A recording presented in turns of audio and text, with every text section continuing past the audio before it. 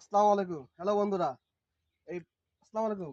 ওয়ালাইকুম আসসালাম ওয়া কি রাহমাতুল্লাহি ওয়া নাম ভাই বারাকাতুহু। আপনার? আমার নাম মতিয়ার। কতটুক জায়গা ভাই? বারঘাটা। এই ড্রাগন কতদিন লাগাইছেন? এই ১ বছর। ১ বছর? আপনি লাভে আছেন না লোকসানে আছেন? না এখনো মনে করেন যে লাভ ওঠেনি। লাভ ওঠেনি। একটু সময় লাগবে। সময় লাগবে। আপনি কি এই সার ওষুধ কিরম ব্যবহার করতেছেন?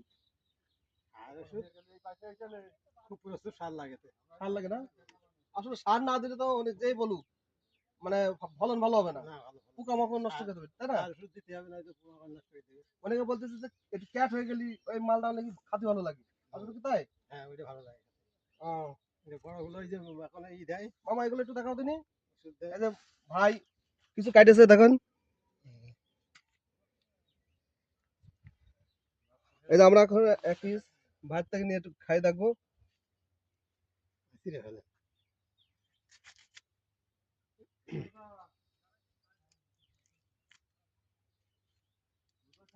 আসলে গাছে আইসে খাওয়াটা একটা খুব আনন্দ, একটা মজা। দেখেন কালারটা খুব সুন্দর দেখেন।